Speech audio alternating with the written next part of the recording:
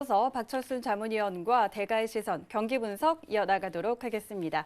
미국 증시가 지금 계속해서 랠리를 이어나가고 있습니다. 경기 지표가 좀 부진하게 발표가 됐지만 시장에서는 이것을 오히려 좀 금리 인하에 대한 기대감을 더 높이면서 계속해서 증시를 끌어올리고 있는데 자, 그런데 이번 주에 소비자 물가지수 그리고 소매 판매 지수 발표를 앞두고 있는 상황이고 오늘 일단 생산자 물가 지수는 예상치에 부합한 것으로 일단 발표가 됐습니다. 그런데 만약에 이렇게 경기 지표가 계속해서 부진하게 나온다면 시장이 계속 좀 이것을 금리 인하에 대한 기대감으로 해석을 해서 증시를 끌어올릴 것인지 그런데 사실 기대감만으로 증시가 올라가기에는 조금 한계가 있을 것 같거든요. 기본적인 펀더멘털에 대한 부분도 고려를 해봐야 될 것 같은데 자, 미 증시 어떻게 봐야 될까요? 자, 일단은 여러 가지 내용들이 너무 많이 흘러나오는 것 같습니다. 자, 일단은 금리 인하에 대한 기대감도 좀 있는 상태고요. 거기다가 미국과 멕시코의 관세에 대한 부분도 어느 정도 합의가 되면서 증시는 계속적으로 올라가지고 있지만 일단 금리 인하에 대한 부분이 실제로 경기가 조금 부진하기 때문에 금리를 하는 것이 아니냐라는 우려감 있는 좀 목소리가 나오고 있는데요. 일단은 지금 기본적으로는 연준이 금리 인하를 하는 것에 대한 부분은 사실 이런 경기 둔화에 대한 부분도 어느 정도는 예상을 하고 있겠지만 실제적으로는 이런 것들을 좀 방지하기 위해서 예방 차원에서 조금 금리 인하에 대한 내용들을 계속적으로 정책적으로 지금 만들고 있다라고 좀 보시면 될 것 같습니다. 자, 거기다가 지금 방금 아나운서님께서도 말씀을 해주셨다시피 일단 미국의 펀더멘털을 좀 봤을 때 사실 그렇게 부정적인 상황은 아닙니다. 제가 방송에서 여러 번 언급을 해드렸다시피 사실 미국 2분기 바닥론이 계속적으로 흘러나왔었죠. 그만큼 기업들의 실적이 하반기로 갈수록 사실 굉장히 좋아질 것으로 지금 보고 있는 상황이기 때문에 사실 경기 지표가 조금 안 좋게 나오는 것들도 있지만 그것보다는 오히려 기업의 이런 체력적인 부분 그리고 기업의 실적적인 부분이 좀 좋게 나온다라고 한다면 미국 증시 크게 무너지지는 좀 않을 것 같습니다. 그렇기 때문에 이런 것들을 감안했을 때는 사실 조금 더 긍정적인 쪽으로 좀 해석하셔도 좋을 것 같고요. 다만 조금 걱정이 되는 부분은 최근에 좀 단기적으로 좀 올라줬기 때문에 실제적으로 조금 미국 시장에서 차익 매물들이 좀 흘러나오고 있는 것들이 보여지고 있거든요. 그렇기 때문에 많이 좀 올랐던 해외 주식을 하고 있는 분들, 특히나 미국 증시에 베팅을 하고 있는 분들이라면 올랐던 종목들은 조금씩 차익 매물을 염두에 두시고 어느 정도 수익 시전을 하시고 일단은 계속 이번 달 말로 갈수록 주요 일정들이 있습니다. G20 또 정상회담이 있죠. 그렇기 때문에 이 시점을 기점으로 해서 변동성이 또 다시 한번 커질 수가 있는 상황입니다. 그렇기 때문에 지금은 철저하게 어느 정도 수익 시전을 하실 때가 됐고요. 그리고 만약에 가지고 있는 종목들이 좀 실적이 좋지 않다거나 즉 기초적이 좀 좋지 않은 종목들이 있다면 철저하게 좀 배제하시고 일단은 변동성에 대비하는 전략이 필요하겠다라고 보시면 될 것 같습니다. 네, 알겠습니다.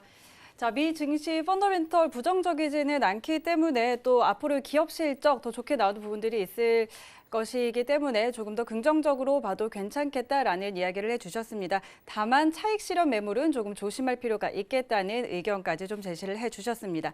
자, 그렇다면 우리 증시 이야기도 한번 해보도록 하죠. 자, 6월 들어서 약간 우리 증시가 반등세를 보이고 있는데요. 5월에 워낙 낙폭이 컸기 때문에 그런 부분을 좀 회복하는 것이라고 좀 볼 수도 있을 것 같아요. 그런데 좀 6월 말에 이제 G20 말씀하셨던 것처럼 G20 정상회담도 남아 있고 앞으로 계속 그 미중 간의 무역 협상에 좀 주목을 해봐야겠지만 자, 우리 증시 좀 추세 전환을 한 거라고 봐도 될까요? 아니면은 아직은 그래도 조금 더 조심을 해야 될까요? 자, 지금 일단은 현재 상황에서만 봤을 때는 사실 추세가 전환이 됐다. 즉 하락에서 지금 상승 추세로 전환이 됐다라고 보기에는 사실 조금 어려움이 좀 있을 것 같고요. 자, 그렇다면 지금 우리가 어떻게 대응을 해야 되는지가 중요할 것 같은데요. 자, 일단은 지금 현재 단기적으로 5월 달에 많이 빠졌기 때문에 그 상태에서 어느 정도 굉장히 주가가 많이 내려온 상태죠. 이 상태에서 사실 지금 금리 인하에 대한 오랜만에 좀 긍정적인 내용들이 좀 흘러나왔기 때문에 시장이 상당히 긍정적인 영향을 좀 받고 있는 건 사실입니다. 하지만 일단 지금 기업들의 실적이라든지 이런 것들을 봤을 때 아직은 우려감이 좀 남아 있고요. 거기다가 가장 큰 문제죠. 일단 미국과 중국의 무역 협상에 대한 부분들이 아직은 합의가 되지 않은 상태이기 때문에 언제든지 변동성은 다시 커질 수가 있습니다. 일단 단기적으로 저평가되어 있는 종목들이 위주로 수급이 좀 몰리면서 이번 주에도 좀 반등 흐름이 계속적으로 나와주고 있는데요. 일단은 지금 상황에서는 단기적으로 올랐던 종목들 실적을 꼭 확인을 하셔야 됩니다. 자, 더 정확하게 좀 말씀드릴게요. 자, 지금은 수익이라든지 매출액도 물론 보셔야 됩니다. 이런 어떻게 보면 양적 지표도 좀 확인을 하셔야 되지만요. 이제부터는 영업이익률이라든지 또는 자기자본 이익률과 같은 이런 질적 지표도 여러분들이 꼭 확인하는 것들이 가장 중요하다는 점 참고를 하시면 좋을 것 같습니다. 즉 우리가 정성적 분석이 아니라요. 정량적으로 확실한 수치가 나오는 종목들 위주로 대응을 하지 않으면 단기적으로 올랐던 종목들 충분히 급락을 할 수도 있는 상태입니다. 특히나 최근에 국내 증시를 보면요. 제가 여러 번 설명드린 산업들이 많이 있었습니다. 최근에 핫했던 뭐 5G 관련된 종목들이라든지 뭐 배터리 관련된 종목들 상당히 시장은 안 좋았지만 5월 달에 오히려 시장 대비해서 엄청나게 올라가는 모습들을 좀 보였는데요. 이런 종목들에서 조금 차익 실현 물량이 나왔던 것들이 지금 단기적으로 증시가 반등을 하면서 조금 저평가되어 있는 낙폭이 좀 컸던 종목들로 잠시 수급이 좀 몰려가는 이런 모습들은 보이고 있습니다. 하지만 단기적인 상황으로 끝날 확률이 높기 때문에 일단 확실한 건 실적이 받침이 되는 종목이 아니라면 지금 공격적인 베팅을 하기에는 상당히 위험할 수 있다는 점 참고하시고요. 반드시 다시 한번 말씀드리지만 매출과 수익도 보셔야 되지만 영업이익률이라든지 또는 자기자본 이익률도 꼭 확인을 하셔야 된다는 점 참고하시면 좋을 것 같습니다. 네, 자 국내 증시 지금 반등을 보이고는 있지만 아직까지는 추세 전환을 한 건 아니다라고 이야기를 해주셨고요. 자 단기적으로 지금 상승하고 있는 종목들 실적을 꼭 확인을 해야 한다라는 말씀해 주셨습니다. 양적 지표뿐만 아니라 영업이익률 같은 이런 질적 지표까지 꼭 확인을 하라고 언급을 해주셨습니다. 자 그렇다면 지금 또 6월 선물 옵션 동시 만기일 앞두고 있는데요. 자 어제는 또 선물 시장에 대해서 이야기를 나눴는데. 자, 오늘은 또 현물 시장에 대해서도 한번 이야기를 나눠보도록 하죠. 동시 만기를 앞두고 있는 상황에서 좀 변동성이 크잖아요. 이런 부분에서 좀 근데 지금 5월장에 사실 많이 빠졌었잖아요, 우리 지수가. 네네. 그런데 이 과거에 좀 돌이켜보면 지수가 이렇게 많이 빠졌을 때 그 다음 만기일에는 조금 반등을 해주는 그런 경향도 있었거든요. 네네. 그렇다면 이번에도 한번 그렇게 바라봐도 좋을지 어떻게 좀 전망을 해볼까요? 자, 일단은 과거 어떤 전례를 좀 보게 되면요. 사실 방금 말씀해 주신 것처럼 전월에 좀 낙폭이 많이 컸었을 때는 그 다음 이거래는 사실 좀 반등하는 경우가 상당히 높은 확률로 좀 있었습니다. 하지만 지금 우리가 봐야 되는 것들은요. 일단 이번 주 동시만기일이 있습니다. 선물과 옵션이.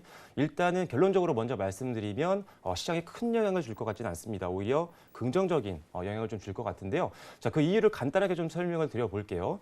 자, 지금 일단은 프로그램 매수가 지금 매수 우위를 좀 보일 것 같습니다. 그 이유는요. 굉장히 간단합니다. 지금 코스피 200 지수 선물 스프레드가 상당히 지금 저평가되어 있는 구간에 있는 상태이기 때문에 사실 선물 옵션 동기 만기일 때 스프레드가 조금 상승할 수 있는 확률이 굉장히 높아 보이는 구간이고요. 그렇기 때문에 조금이라도 스프레드가 좀 상승을 한다고 한다면 잔고들이 있잖아요. 그렇죠? 잔고들이 이제 만기를 연장한다고 하죠. 즉 롤오버를 할 경우가 확률이 굉장히 높다라고 지금 보여지고 있는 상황입니다. 그렇기 때문에 일단 지금 상황에서는 이번 주에 있을 선물 옵션 동기 만기일이 사실 시장에는 오히려 긍정적인 영향을 줄 확률이 높아 보이고요.